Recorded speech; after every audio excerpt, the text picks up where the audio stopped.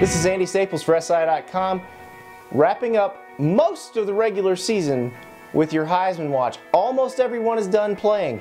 The only folks still left playing the Big 12, the American Athletic Conference, and the guys whose teams have made their conference championship games.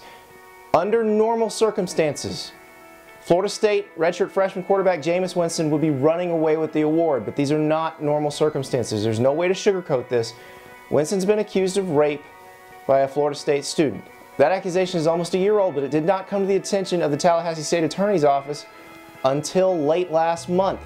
State Attorney Willie Meggs is still investigating. He has yet to decide whether he is going to charge Winston or clear him. There are other candidates to consider, obviously, but Winston's numbers are very, very good.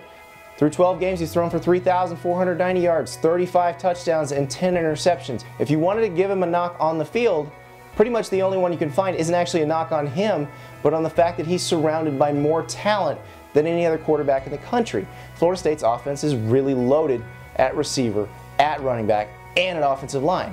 They're as complete a group as you're going to see, and Winston has been the beneficiary of that, but he has been very good as well. Go back to last year's winner, Johnny Manziel of Texas A&M. You look at his numbers, 3,732 passing yards, 33 touchdowns, 13 interceptions. Not nearly as many rushing yards as last year when he led the SEC in rushing, but he is a better thrower. He has a higher completion percentage, but he has looked very human in his last two games at LSU and at Missouri. I'm not sure he's in it anymore. Ditto for Oregon's Marcus Mariota. He's thrown for 3,412 yards, 30 TDs, and 4 interceptions. He was one of the biggest ground threats among quarterbacks in the country, but he hurt his knee in the UCLA game. That slowed him down. It also slowed Oregon down. We come to a guy whose team has not lost, but because of the competition he faces, he's probably going to face an uphill climb, and that's Northern Illinois quarterback Jordan Lynch.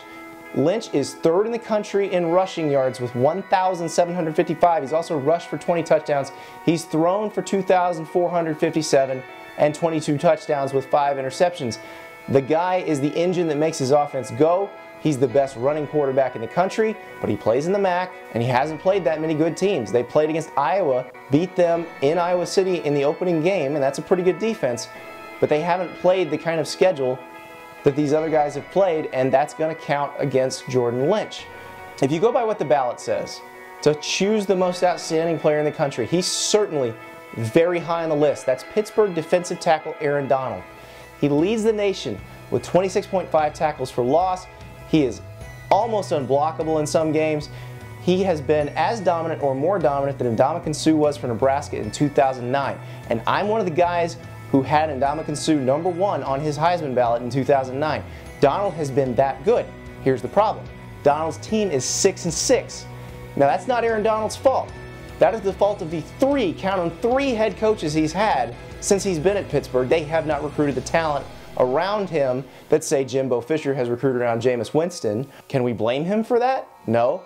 But it is going to hurt him in the balloting. And then you've got other candidates. You've got Andre Williams from Boston College, the running back. He led the nation in rushing. Got hurt this past weekend, but still, the best running back in the country this year, probably. I don't think he's going to get much of a look because of his team's record.